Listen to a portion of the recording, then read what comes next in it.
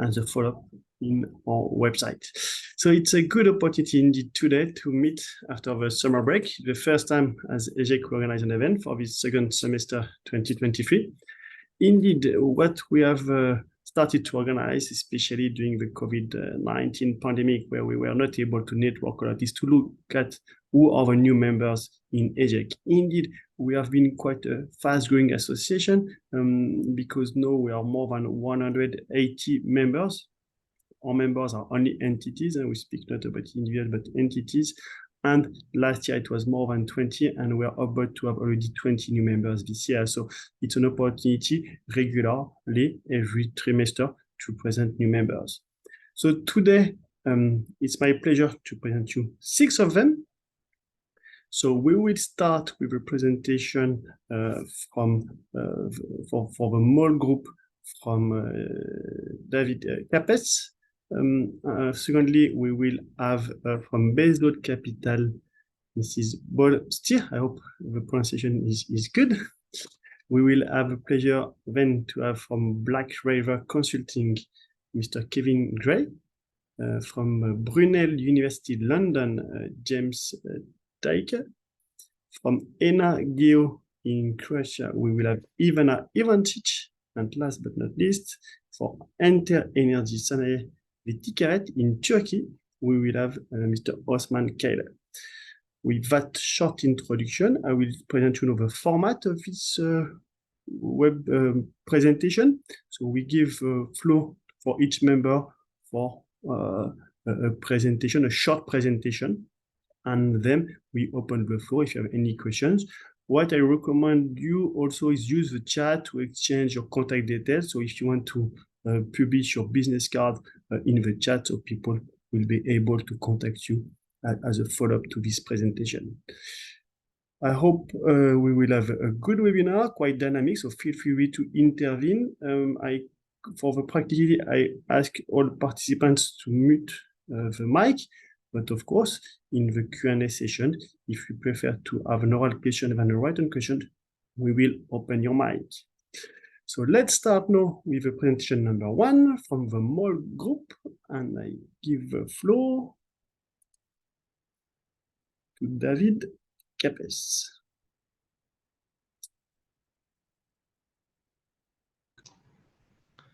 Thank you, Philippe. Good morning, everyone. My name is David Kapes, and I am head of group upstream, low carbon and new energies. And I would like to give you a quick introduction of MOL group of our organization. We are integrated oil and gas company. So on the map, you can see we are present in like multiple countries. We are not just solely upstream countries, but we have downstream consumer services and gas midstream operation. Our international upstream portfolio is really like among various countries in various continents. But our home turf is basically Hungary and Croatia. And why I emphasize these 2 countries, because this is where we see big potential in geothermal, both in Hungary and Croatia. And on upstream or EMP, this is in our strategy to utilize the geothermal potential of the Pannonian Basin, which Hungary and Croatia sit. And just a few words about these 2 countries. On the bottom of the slide, you can see the production by countries and the reserves.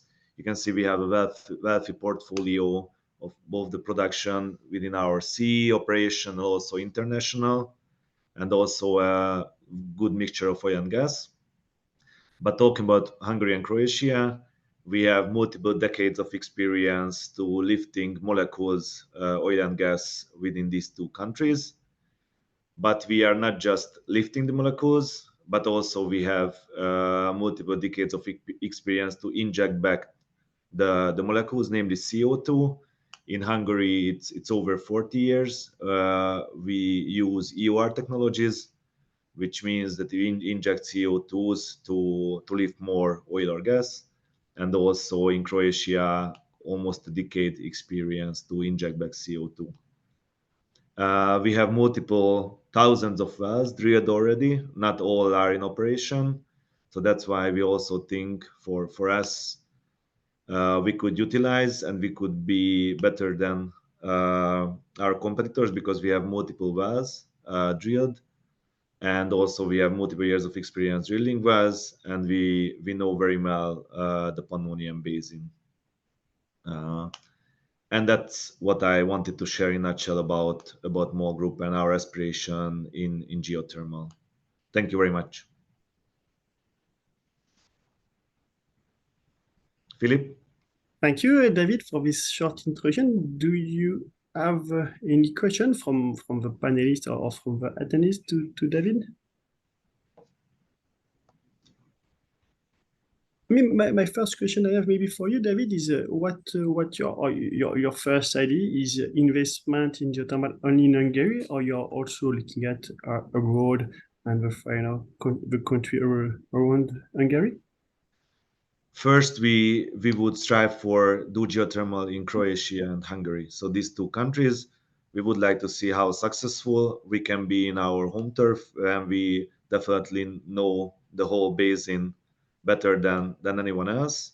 And if we are successful and we can prove to our top management that we can be successful with something other than oil and gas, then I can see in the long term more countries which could be in our interest. But first, our focus is on CE, namely more Croatia and Hungary.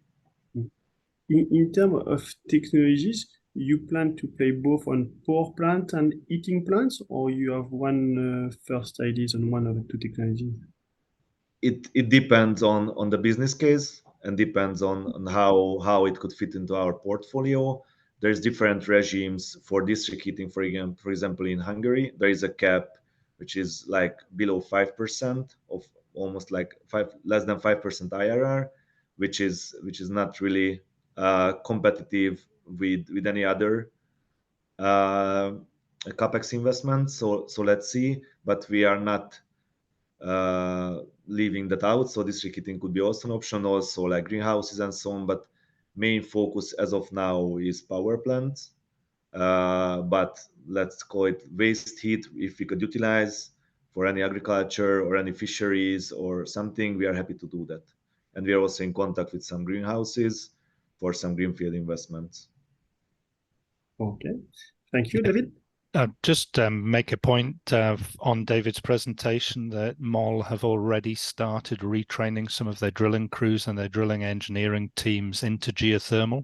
They've had a number of training events in geothermal, and they're already transitioning their oil and gas teams into potential geothermal activity. So it was really very refreshing to be invited to Budapest to do that training. It was a very energetic, very enthusiastic group that we were training. So I think these guys are well on the way to that transition, which is very refreshing.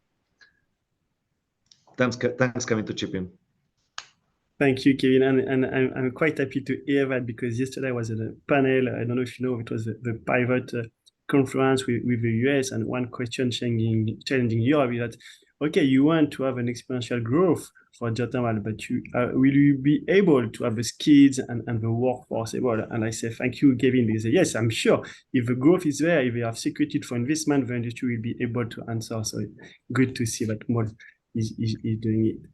Yeah. Do we have more questions, or feel free anyway to come back to that in the chat? I see there's some questions in the chat. Philip, I see a question, from Murray. Should I answer, or are you gonna facilitate it? What I can say, answer to one or two orally, and the rest you can do in the written mode. Okay, so thanks, Murray, for the question. Basically, we would like to be the owner, definitely, of the future power plants. Definitely, we would need some other knowledge, as Kevin pointed out. So drilling, we already started those, and we are now starting to building up project management knowledge.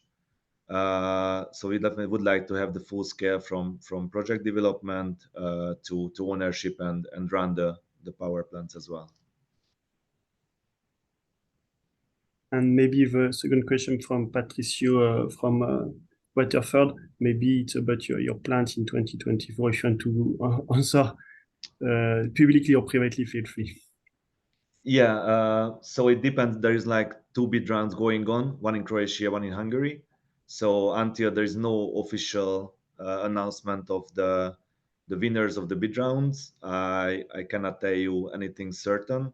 But once we know the winners, and hopefully Mol and Enna will win some licenses, then we will have better plans. But we are planning. If we win, we're gonna have planned some drillings and well testing in Croatia and in Hungary as well. Thank you very much, David, for answering this question and for your participation to this webinar.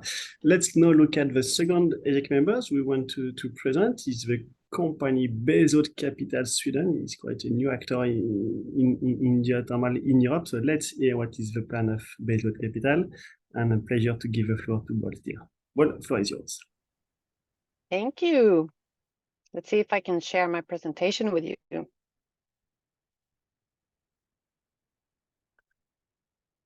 So you'll have to bear with me for a minute because I can't really see a good representation of the slides I want to show with you.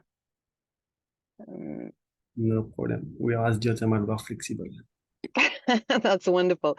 No, so I'm seeing a couple of windows and it just says Microsoft PowerPoint unknown, which means that I want to present my full slide with you, not the notes. So I'll give it a try. And then you can tell me if I'm sharing the correct view or not. All right? Sounds good. So we'll try this one. And yeah, I'm sorry. This is the first time I'm using Zoom on a new computer. So it's telling me that I have to use some settings. Sorry about this. If you wish, you can send me your presentation and we can show it from your computer. And in the meantime, we give the floor to the next presenters if you are more comfortable with this solution. Yeah, that might be a good idea. So you have more time to prepare yourself and you're ready. We will give you the floor, okay? Thank you. So let's hope that Kevin is ready because now it's for you to have the floor for Reiver Consulting. Thank you, Kevin, and the floor is yours.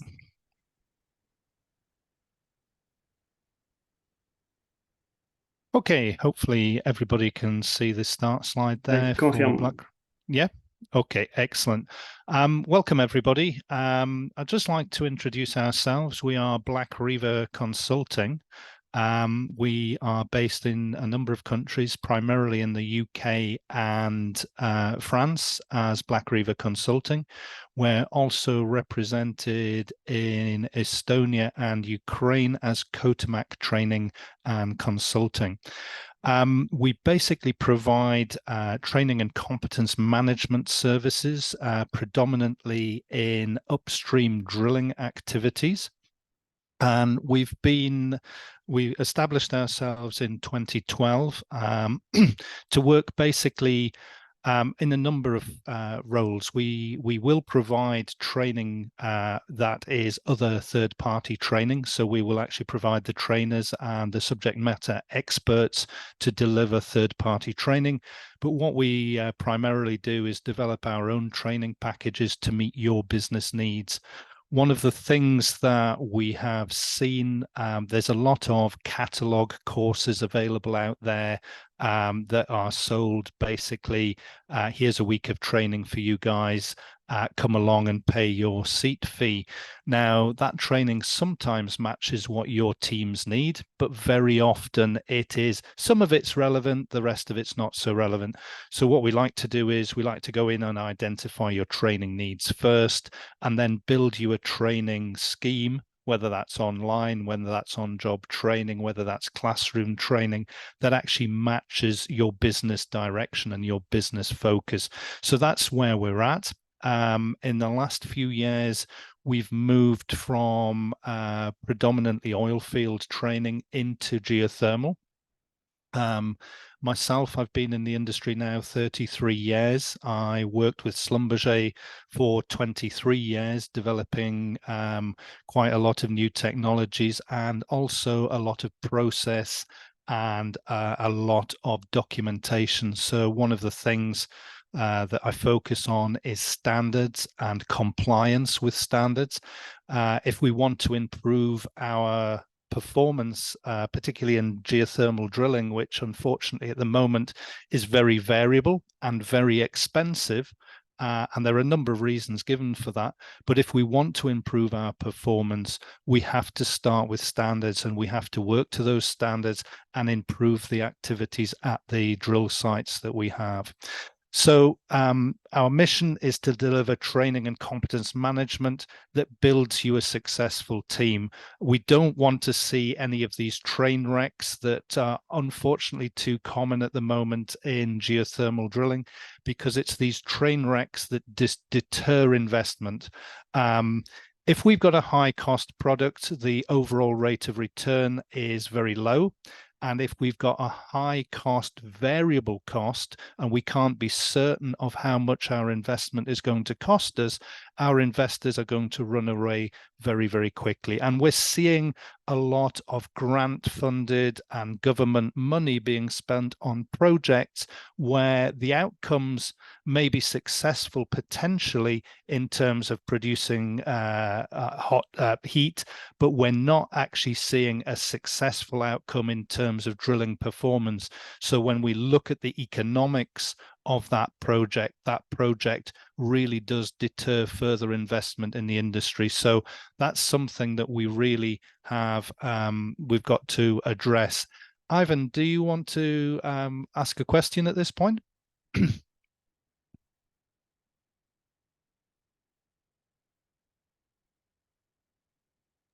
I shall just, we'll come back to that. Ivan, if you want to ask at the end of the presentation, that's fine. Okay, so we can provide as well project feasibility, training and competency profiling and assessment for the team you've already got in place. Now, quite often when you look at competency assessment, we focus on individuals within the team. Is that drilling engineer competent?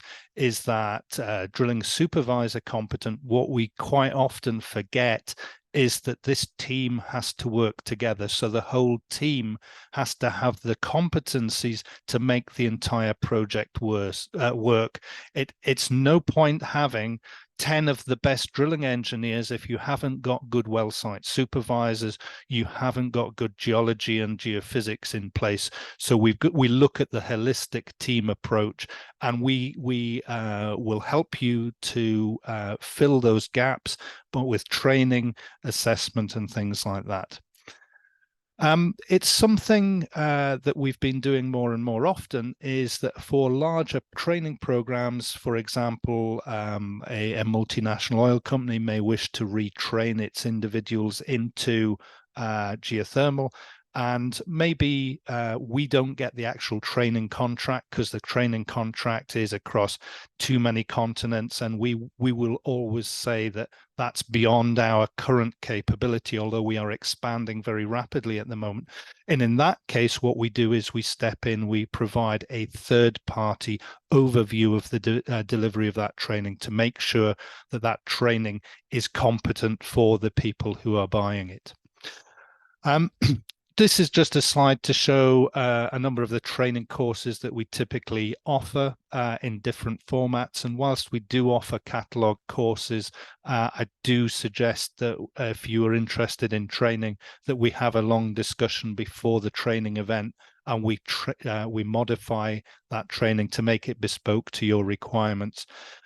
Just one of the things that is on this slide is the graph, and the graph shows why we desperately need to train our drilling teams and our drilling engineering teams. The oil and gas drilling performance is quite small spread of variability for depth. Our geothermal drilling performance at the moment has a huge spread and starts at something like 3 to 4 times the time depth or time cost of a comparable oil well. And there are a number of reasons for this. We have a lot of single well clients. We've got a lot of scientifically based projects where they're not used to using drilling equipment. They're not used to drilling complexity. And we have a huge training gap in the industry. We really, really do need to start at the basics for some of these teams and tell them how to drill a well. And we need to focus on getting their competency levels up, because as I've mentioned a few times, if we don't improve the repeatability of our drilling performance and we don't improve our deliverability in terms of cost, the industry is going to lose investment to some of the other renewable sector. Just in terms of where we're at the moment, we've worked in over 50 different countries in 6 different languages. We've delivered over 250 weeks of direct training, that's classroom training, and we've worked with multinational companies and small independents with only a few engineers. And the last time we looked at the figures, we'd overseen the delivery of over $16 million of training on behalf of clients. So that's where we're at the moment. The exciting news is that in the next 3 weeks, we have a very well-known person joining us from his current position as VP of a major multinational oil services provider. He's joining us as our primary geothermal consultant, and he will be supporting not just ourselves, but the IGA. So he will have a dual role with us as a trainer and a geothermal consultant, but is also providing some services to the IGA. So we're very excited at that news. Unfortunately, I can't tell you exactly who that is at this moment in time, because he hasn't actually left his current role. Although it's fairly public knowledge, I will defer to his request that we don't name him at the moment, but it's very, very exciting news.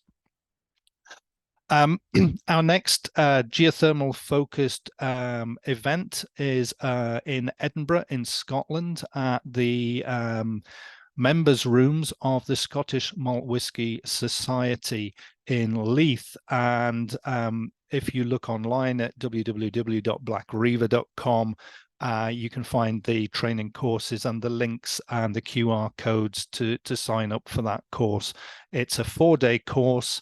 What's probably more interesting for some people is that we're including a whiskey tasting event courtesy of the Scottish Malt Whisky Society.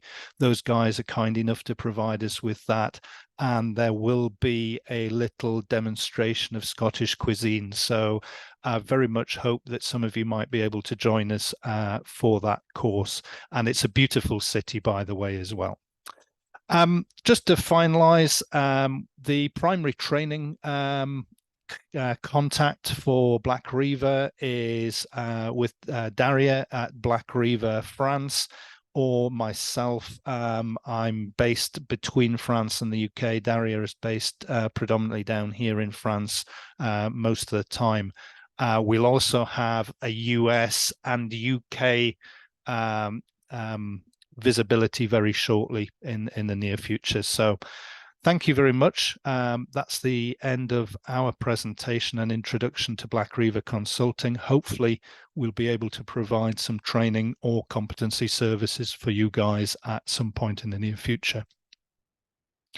I'll just have a quick look at the questions and answers and see if there's anything.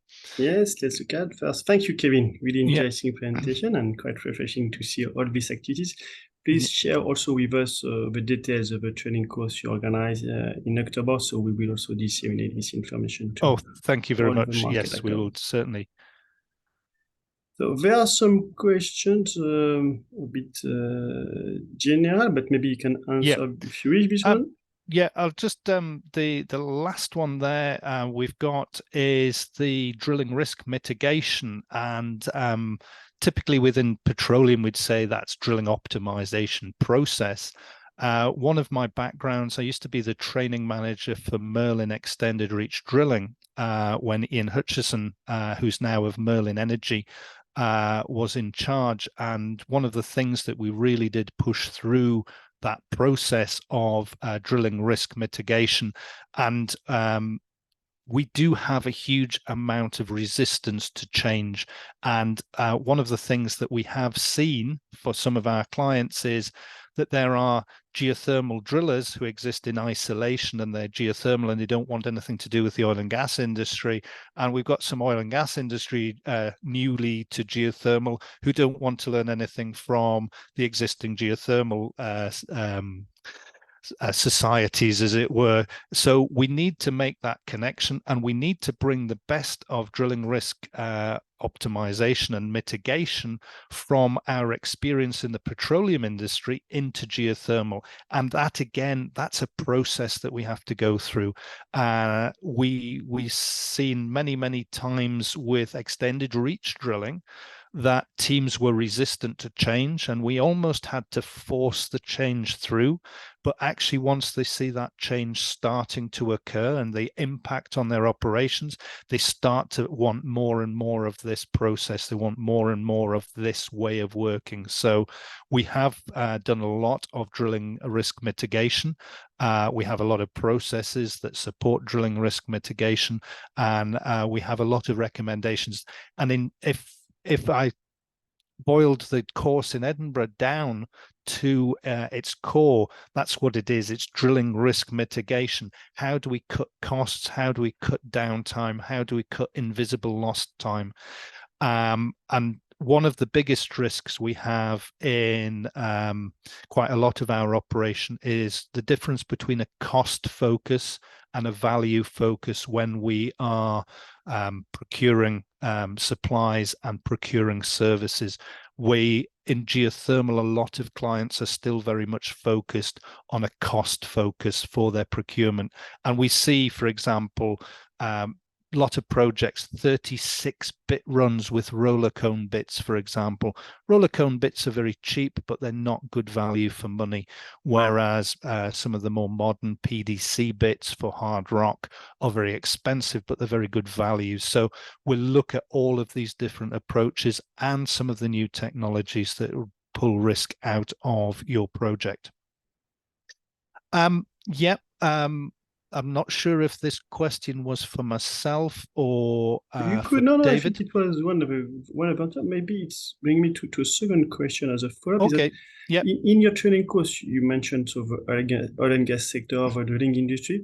Are you also looking at the people from the financing sector, from the bankers, from the Yes, one of the things that we've kind of tried to make the course as inclusive as possible, and one of the things that we recommend is that if you are venture capital or bank supply capital, you might want to actually attend the course so that you understand where the risks in your project are going to be, because yes, it's very well handing over the money, and that's great, and the geothermal industry are very grateful.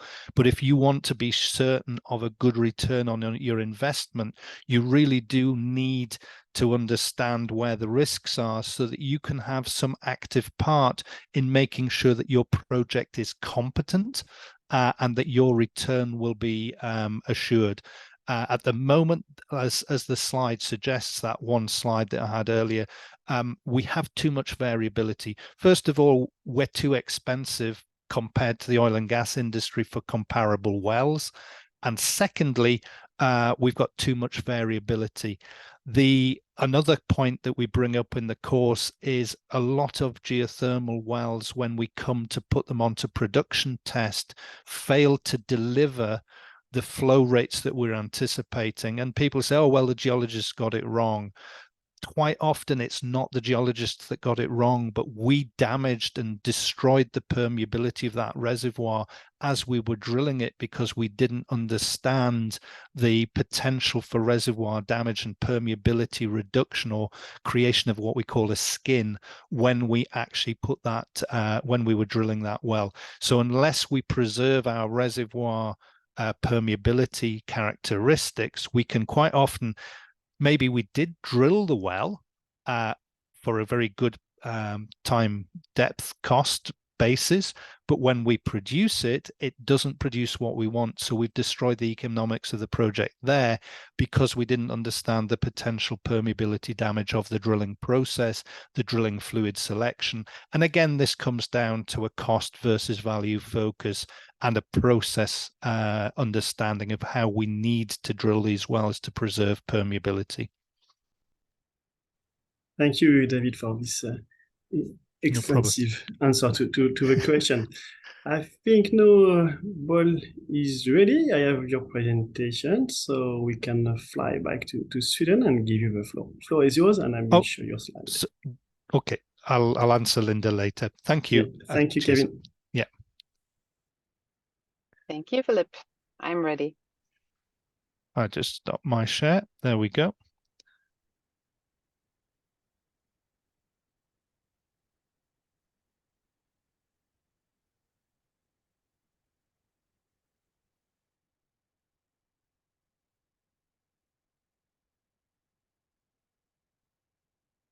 Well, thank you. Would you like to back up 2 slides, please? And thanks for being my assistant. There we go. So this is my colleague Veronica Venman and I in Iceland recently, where we visited a couple of our power plants. And we are Team Europe from Baseload Capital. Veronica, she's been working with geothermal for many, many years, and me, only a month. So I am a newbie in this setting. Please change the slide, Philip. Thank you. So Baseload Capital is here to scale up geothermal globally. So 6 years ago, our founders saw the large potential of a geothermal and the huge demand of energy, of course, but they thought that a crucial piece of the puzzle was missing: money. Not that there wasn't money, but the money didn't find its way to the right projects.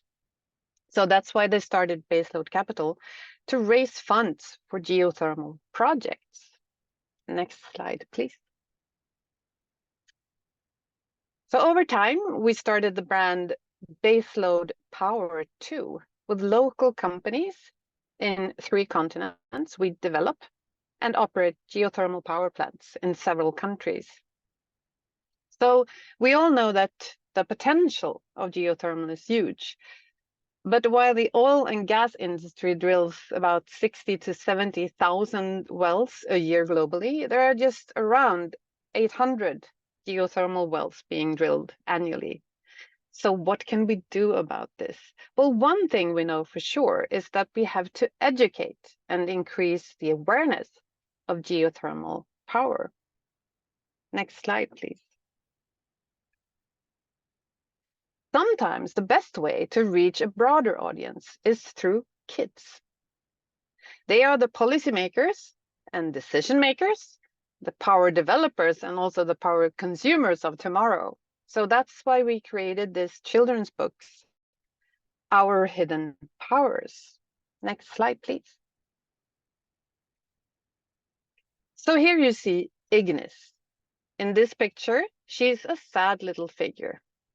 By the way, Ignis is Latin for fire. And Ignis has strong powers, but the earthquakes and the volcanoes she is creating makes people afraid of her. So here you see she isn't making friends, really. Next slide, please. This book tells a story about cooperation because Ignis finds out that her powers can be used to heat homes and power cities. And when she works together with her friends, the wind, the sun, and the water, together they can create a planet in balance. And this book is created to help all of the geothermal industry.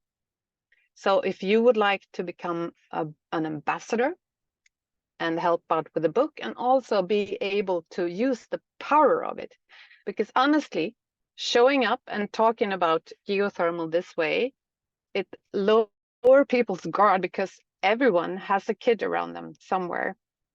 Well, feel free to contact me. Next slide, please. So behind us are strong owners We were the first company that Breakthrough Energy Ventures, Bill Gates' green investment company, invested in Europe.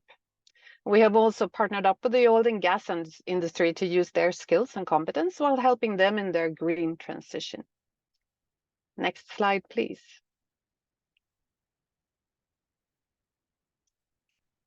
So, the Earth has power. Next slide, please. Why don't we switch it on? Thank you. Thank you very much, Boel, for this really dynamic and interesting presentation for Baseload capital financing can make us promoting more geothermal to have more project development. Do you have any questions to Boel still? Because I have some, if not. Yeah, just a very quick question. Is it just available in English, or have you got French translations? I'm just thinking we have quite a lot of involvement with the schools down here in the south of France, so that might be quite nice if you do have a French language version. We have several languages, and right now I honestly don't remember all of them. Yeah. We have them in Mandarin and we have them in Icelandic. French, I can't answer to, but I'll get in contact with you and answer. Okay. If you would like a Ukrainian translation of that text, we can do that for you free of charge. Yeah, and French. If you don't have a French copy, we could do the French translation for you. That's no problem at all. Thank you so much. I see here in the chat, Eric Villepeu, any translation of the children's book in other European languages, please? Yes, so I should have the answer, of course, but we're also planning to translate it into other languages. And if anyone is interested in helping out with that, please feel free to contact me. I know this presentation will be sent out to everybody, and there you will find my email and also my LinkedIn profile. I'd be happy to talk more about this with any of you. Thank you. Well, do we have other questions? Feel free also to raise your hand if you want to ask your question already. If not, I will come back to this slide, the one with the map. So you show us indeed presence with a black point of operation outside Europe. So what about plans in Europe? What about France? Or Europe in general? What about the plans of Baseload Capital to support geothermal projects in Europe? Thank you. Well, the addition of me and also Veronica to our team, she started a year ago, is definitely a sign of us wanting to work more in the European market. And we have a lot of thoughts and no plans that are concrete and that we can talk about openly here right now. But definitely we are looking into several countries, and we're also interested to hear and to use the EGEC resources, of course, to understand where the potential is.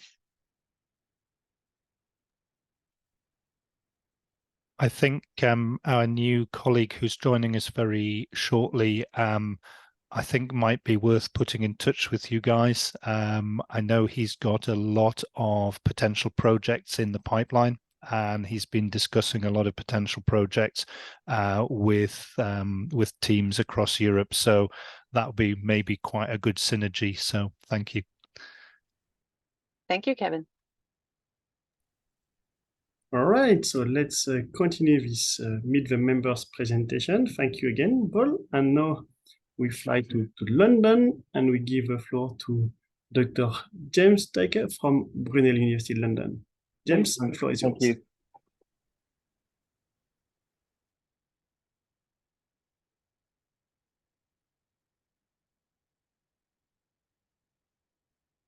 Be with you in a second.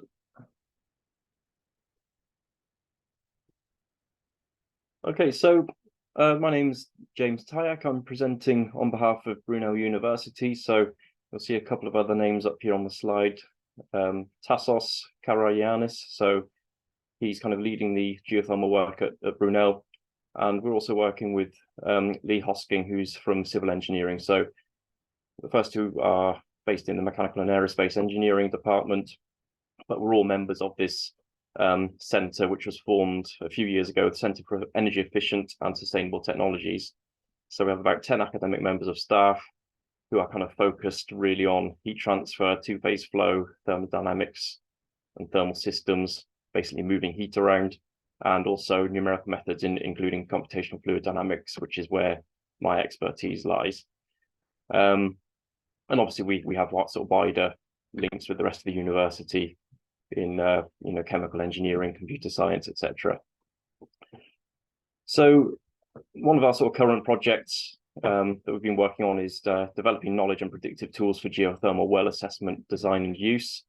So we've mainly focused on closed loop systems, so where we have a kind of several kilometer deep well with concentric steel pipes and some cement and things holding the well together and interfacing with the rock. So we have kind of cold fluid coming down into the well, which then turns up at the end and comes up hotter. It picks up heat on its way down, comes up hotter, and comes up through the middle. So one of the issues with this kind of system is you have hot fluid at the bottom, which then transfers heat back through to the cold fluid. So we try and insulate this kind of central steel pipe. And so looking at how we insulate that pipe has quite a large impact on the fluid temperature at the outlet. So, okay, there's additional cost in using insulated pipes. You can go for vacuum insulated pipes, glass, resin, plastics, and so on. But one of the nice things about these closed loop wells is there's no kind of environmental problems in terms of leakage of fluid, no kind of fracking concerns, more predictable energy availability. The fluid stays pretty clean. Currently, we've looked at using water, but we could use things like CO2. That's another aspect that we're looking at. And you can see if you can completely insulate this pipe, this internal pipe, you can reach temperature of about 60 degrees centigrade. But that's all dependent on the thermal gradient in the rock structure, the diameter of these pipes, the mass flow rate, and so on. So the geology in the UK in particular varies quite a lot. Throughout the rest of Europe, there are some good sites, including Greece, Turkey, which we're looking at. But broadly, what we want to do is try and kind of condense this kind of wide range of parameters into something fast that you can use to assess the kind of viability of well sites and also how they will work in future. So you want a well that's going to last for a long time and be economically viable throughout several decades.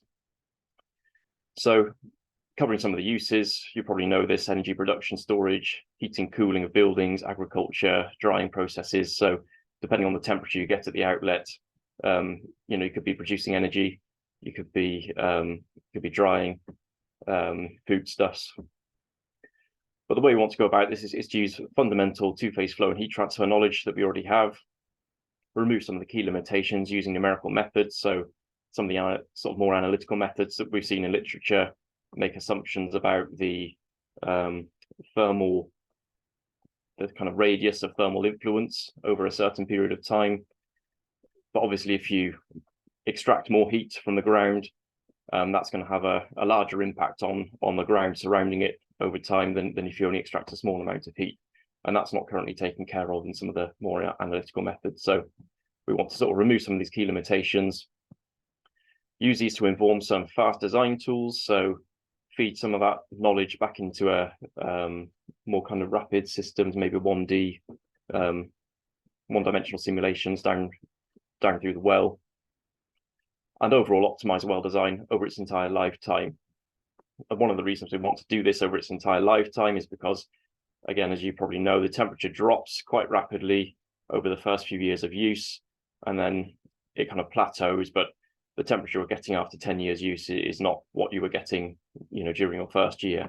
So obviously that can lead to disappointment. As was mentioned earlier, the economics or the viability of these wells over their lifetime don't work out over the long term. And as I was saying, this radius of influence of the entire system grows with time. So initially only very close to the well is affected. So the temperature in the rock over here is the same as it was before the well went in. But as this well is used, that radius will, that point kind of move further and further out over time. So that can potentially limit how many wells you can put into a single plot of land, for example, or a certain region. But based on that work, we've started a project with the UK Department of Business, Energy and Industrial Strategy,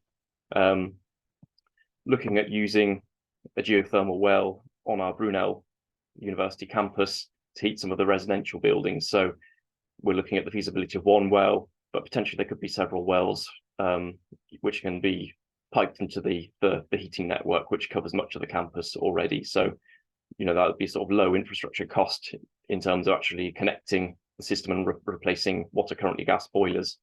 So that's quite a nice offshoot from that work. But one of the other key things to note is that the wellhead temperature varies depending on your mass flow rate, and that also varies in time because of this kind of growing radius of influence. So the temperatures you get out of your system will vary over time, and you may need to alter the way you operate that well over time as well.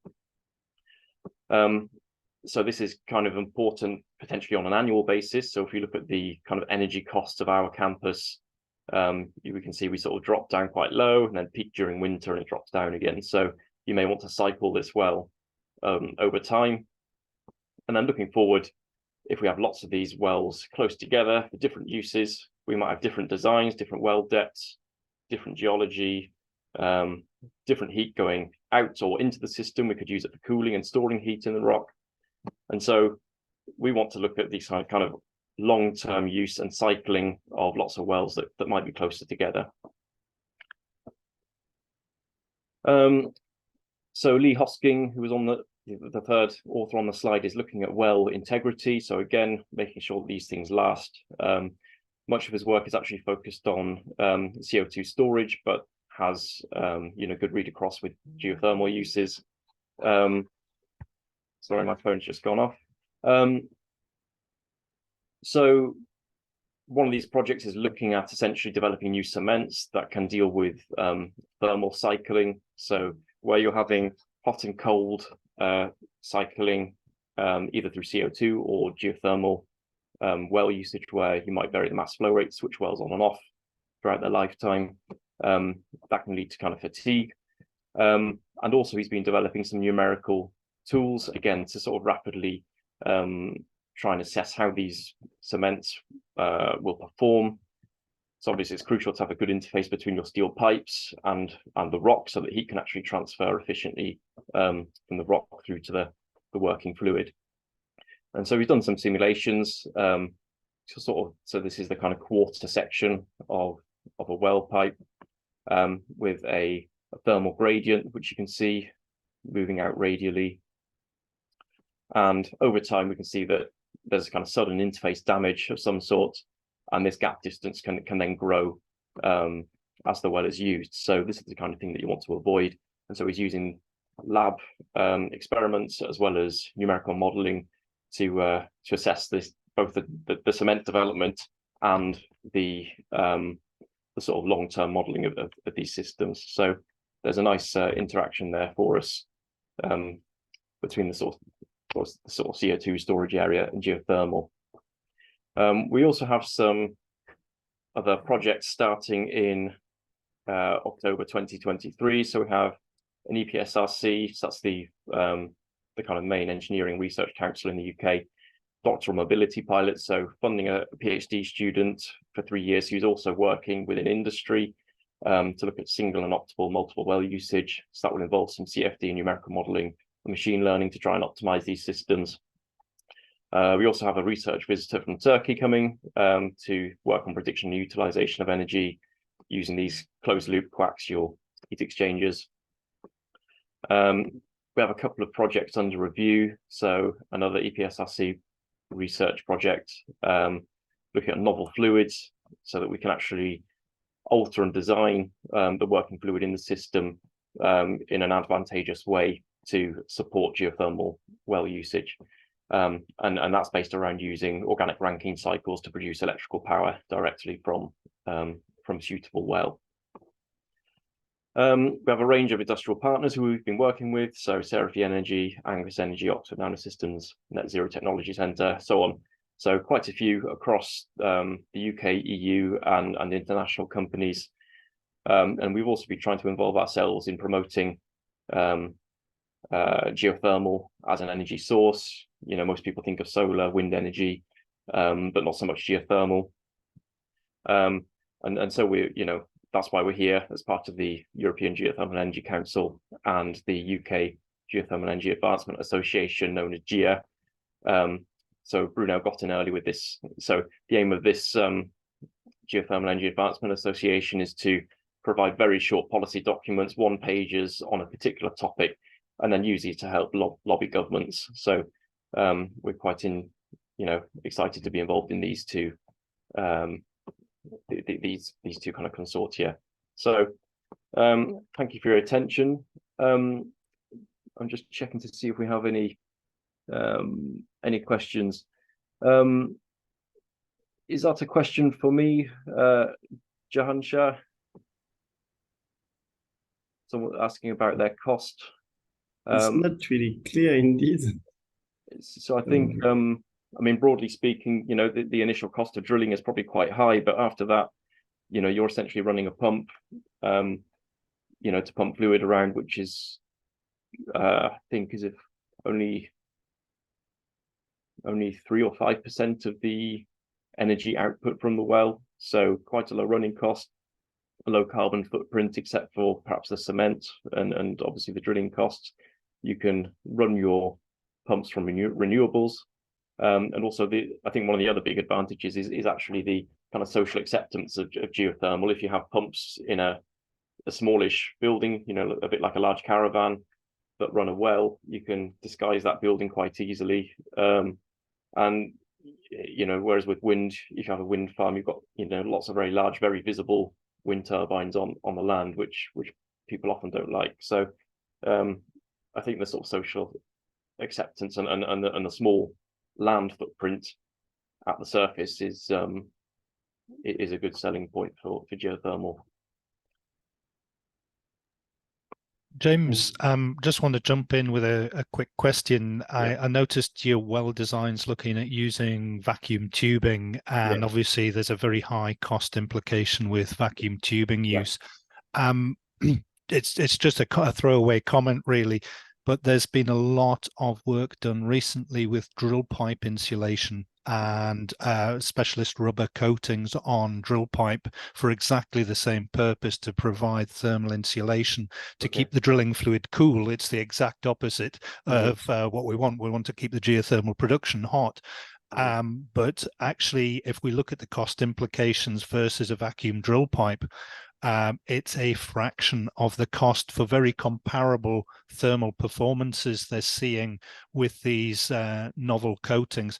It's very much just left research and field test and has become borderline commercial right now. So in terms of your well design and actual installation of production tubing, there may well be a possibility to cut quite a lot of cost out of your project by looking at one of those coatings. You're probably already aware of that, but I just wanted to sort of point that out. Great, thank you. Thank you. Does anybody have any other questions? It's what I'm looking at. Yes, there's one more. Okay, but discussing the cost, maybe we will do that to answer in the writing mode, because we still have 2 more members to present. So if feel free, James, to answer it in the chat. And I'm now giving the floor to Ivana. Okay, Ivancic from Enna Geo in Croatia. Ivana, the floor is yours. Hello, let me just share the screen. But somebody, it said only one participant can share at a time.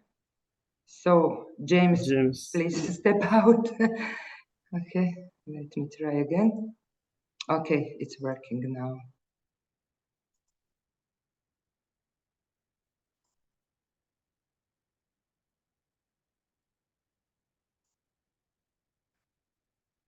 Okay, I start from the end.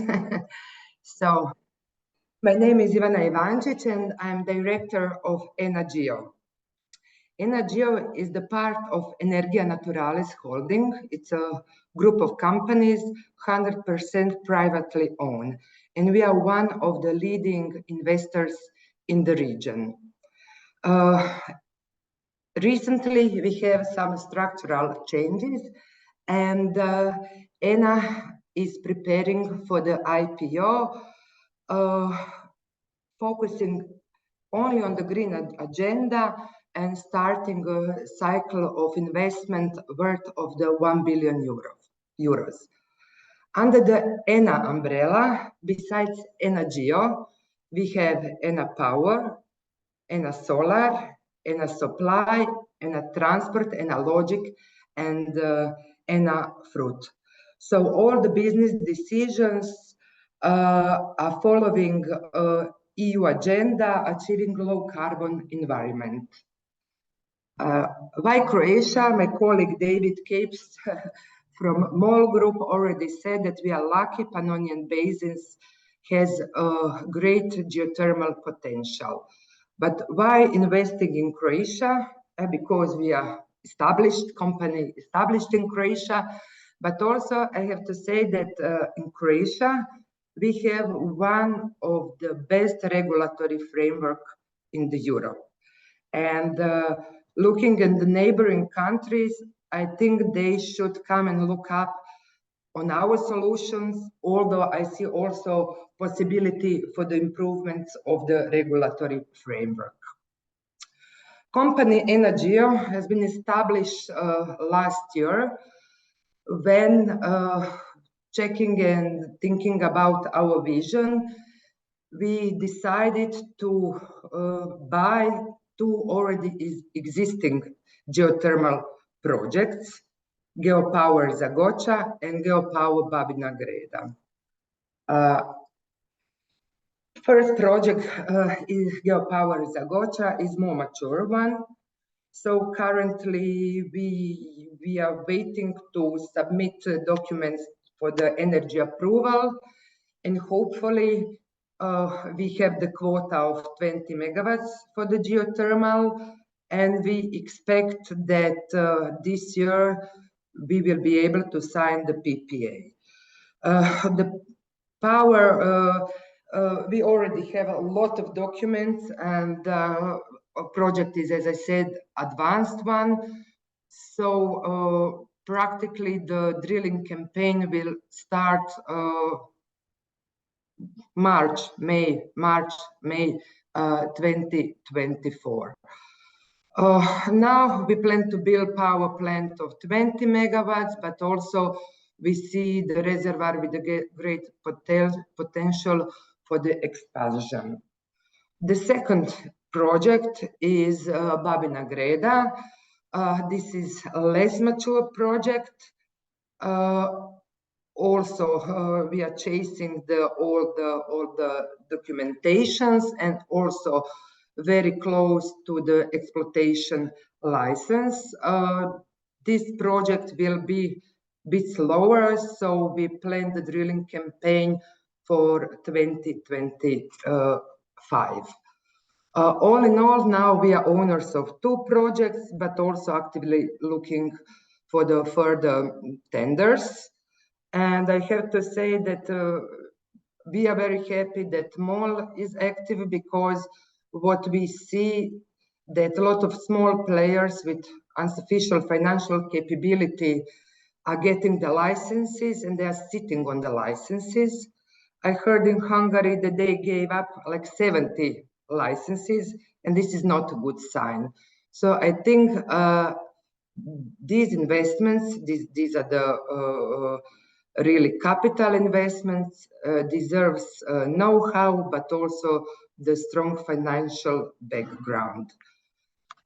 So I kept my presentation in 5 minutes as instructed, and now I'm waiting for the question and answer, and I'll be glad to answer them.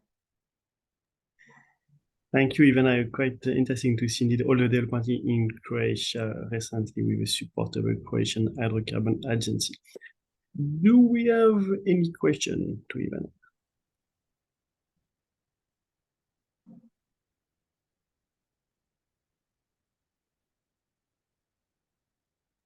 Or from the panelists? Yeah, Ivana, I was just wondering, do you have your own in-house engineering support, or do you contract all of your engineering support out and your drilling support, or are you looking to, as you grow, are you looking to bring this expertise within your own company? So within Enna Group, we are used to partnership with partners that has know-how, and we have the local support, and we bring our part. In this respect, I would like also to introduce my two colleagues, Boris Vidoš and Nikola Lekčević. You can see them in the list of participants. And we plan to hire more people, but the young professionals. So the whole society is still growing. It's still early to announce, but we have potential partners with the know-how who will bring their expertise to our team. But our goal is really to make own team and to grow and to learn really for the future Croatian people, Croatian engineers, geologists, to hire them and to have them within the company. Fantastic. Good luck and good luck growing the company. Excellent. Thank you.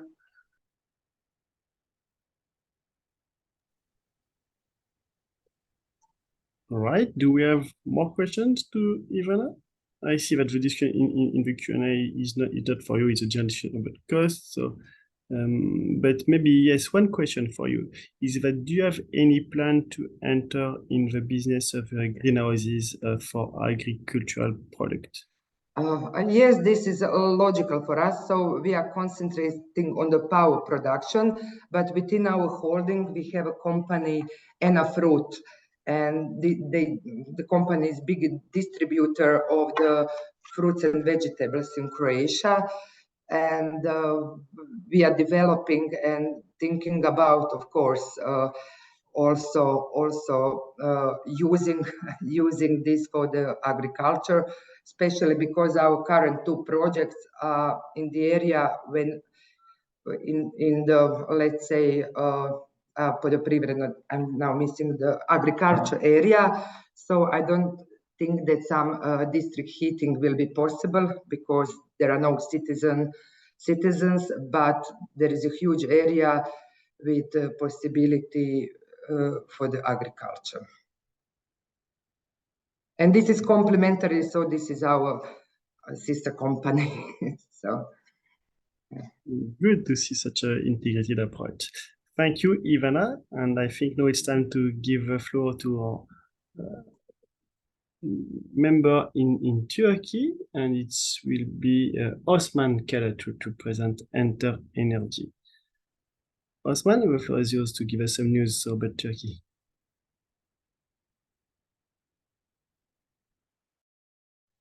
Thank you.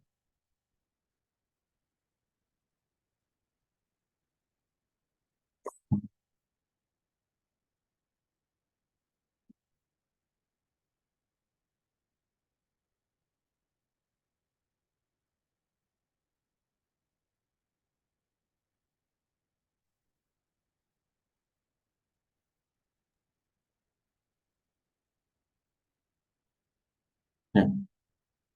Could you able to see my screen? Yes, I confirm. Floor is yours. Hello, everyone. I'm Osman Kala. I am the board member of Enther Enerji and responsible for business development. Before introducing us, I would like to mention important point of geothermal market in Turkey. This year, on May, new feed-in tariff scheme for renewables was declared. It is Turkish lira based, but indexed on US dollar. And it is also 15 years of feed-in tariff period for geothermal. Unfortunately, no incentives are given to head applications and enhanced geothermal systems yet. Other important co-import regulations, which are hybrid energy systems and storage activities, which helps to reduce the internal consumption of geothermal power plants and could be potential for geothermal solar hybrid plants. Who we are? Enther Enerji is energy-based family company which has 4 operating licenses in Çanakkale region and 1 operating license in Aksaray. Primary goal of Enther Enerji is use latest technology like small-scale ORC plants in their fields for energy production. Also, Enther Enerji provides support to startups having new technology solutions. Our main intention is to use them in our facilities to develop domestic technology and economy. We have our concession area takes place in Çanakkale, which is North Asian part of Turkey at Biga Peninsula. The area stays on intersection point of 3 main important faults. One of them is Northern Anatolian Fault. It has multiple geothermal manifestation and it has high thermal gradient anomaly. On Tuzla area, deep geothermal wells recently drilled, which has wellhead temperature up to 160 degrees. Also, the area is surrounded by 3 geothermal power plants, which have unparalleled reservoir system, and they are 4 kilometers away from our concession area. There's also 1 license area in Kösedere, which stays on very crucial on Kestanbolu faults and many geothermal springs. One of the important springs is called Kestanbol. It is known as pure center of ancient Troya. Also, it has highest mineral level on water in the world as 22 grams per liter. Also, the springs that contains radon is very beneficial for cell regeneration and healing properties. We can say that area is really close to each other. Similar aquifer properties can be found on our concession area. And you can see the parameters of prior drilled wells and 3 geothermal power plants details on that slide. Also, there is another license area is called Yenice. It's on that area you can find natural springs up to 80 degrees can be found. Also, there is no neighborhood concessions. And the geothermal potential is approved by very well-known consultant firm Geothermal's resource assessment report. Enther Enerji has been selected for the first round of RSM operated by World Bank, which covers the drilling costs partially up to 3 wells with maximum $4 million USD. The aim is the program is to promote private sector investment for geothermal exploration. Also, this area is known for strawberry production. We have some initiatives to establish greenhouses and also the feasibility studies for drying facilities ongoing. Also, there is another license area is called Aksaray, which takes place in Central Anatolia, which is rising star in Turkey's geothermal area. Highest scores has been achieved with geothermal static temperature up to 290 degrees a few years ago. Our concession area is 5 kilometers away from this well. The area was guided the expanse of Tuzgölü Fault on grand scale, and also the active volcanoes of Hasanday is really close to that region. We thought that it was very suitable area for enhanced geothermal system according to its properties. Enther Enerji is willing to co-invest in geothermal projects with strategic cooperation by testing new technologies in our fields as pilot work. As investor company, we have some startup investment within organization that I would like to mention one of them briefly. RPG technology is new generation renewable energy technology that use latent heat and waste heat to produce electricity. It is modular system with small footprint area and can be connected to different waste heat sources. From latent heat size, RPG has capability to produce electricity from relative humidity and temperature change during the daytime based on osmosis and water diffusion principles.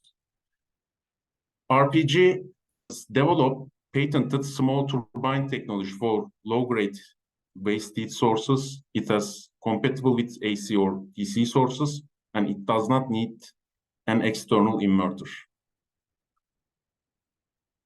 For applications above 90 degrees, we see very high level of competition. We know some small-scale companies working on that area, such as Kleiman, Electratherm, Orkun Enerji. For below 90 degrees, there is competition-free zone, and RPG concentrated more on that area. Also, you can see the technical specification of industrial products types up to 25 kilowatts. The modular system gives flexibility to sustainable production.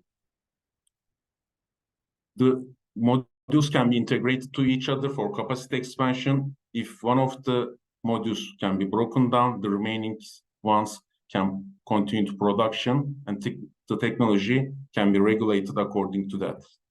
Also, you can see the one pilot reference on Izmir area, which composed of total of 6 modules, which have capacity of 150 kilowatts. Also, RPG heat pumps is in now R&D and prototype session. Their main goal is to provide heating and cooling applications with almost no electricity consumption as unique advantage. The other important point that pilot works show that they can reach lower and higher temperatures compared to other types with higher level of COP and EER level. Lastly, the clean and drinking water production applications can be available in small scale and large scale. Thanks for your attention. Because of the time limit, I cannot share every specific detail. We will happy to answer your questions closely. You can ask me and Ms. Özge Kale, who is head of the operation. Thank you again. Thank you, Osman, for this overview of your company and activities in Turkey. Do you have any question to Osman? I look at the chat.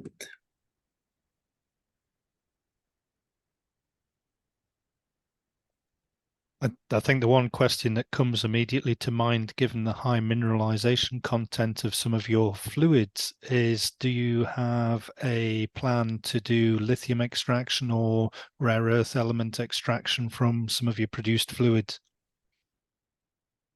Yes, Kevin. There is pilot works on lithium extraction in Turkey on academic level, but I think in the for extraction sites, the other mineral levels is very important. For example, magnesium. Yeah. So we need to deep dive on that issue. It is feasible and suitable to extract, or it is economical to extract this, but we are in consideration for lithium extraction sites. Also, maybe for again thermal for curing applications. We consider all possibilities. Thank you. That's great. Some of the economics, I think, when you add some of these subsequent heat uses, waste heat use, and then mineral extraction makes the economics so much better in the long term. So that's excellent to hear. Thank you. Thank you. Do we have more questions to Osman?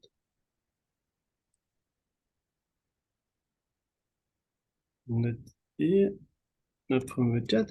So I see that from your company, you are developing so in different set of projects, heating, cooling. You are mentioning in terms of other activities. How do you see the development in Turkey of geothermal in the near future, but this sector of heating and cooling?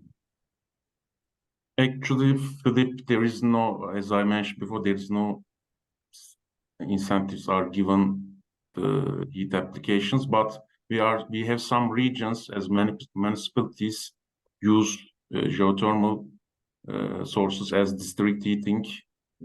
For example, in one municipality, I heard that 3,000 homes use that heating opportunity from geothermal. Also, especially greenhouse sites, actually in Turkey, most use the geothermal sources as heating sites.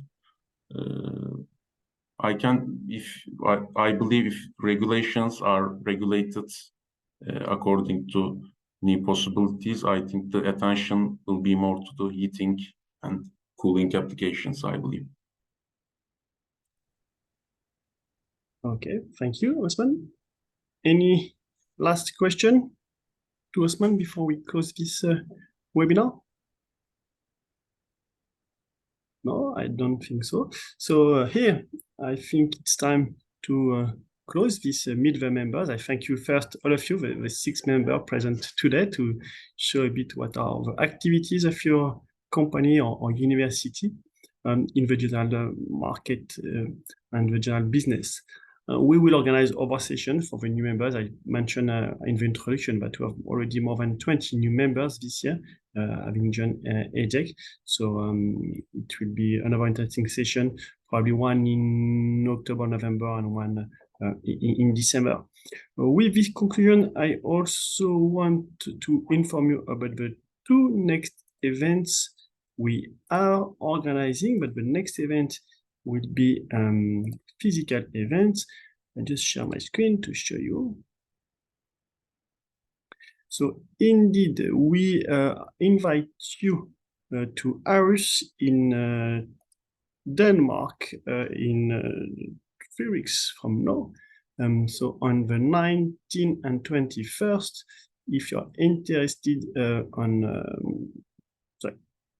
if you're interested on district heating, it's a geothermal district and cooling days.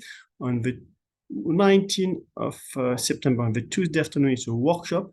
And the 20th, it's the conference. And the 21st, it will be some site visits to geothermal district heating plants in Aarhus. And the second event I would like to inform you, we are also organizing the Geothermal Heat Pump Days 2023, 16th, 17th of November in Berlin. Agenda also will be released soon. I thank you again for your attention. I hope it was interesting as it was for myself. And I wish you a good end of the day. I hope to see you soon in one of our events and have a good geothermal end of the year. Thank you. Bye-bye. Thank you. Thank you. Thank you. Bye-bye. Bye. Thank you. Bye. Thank you.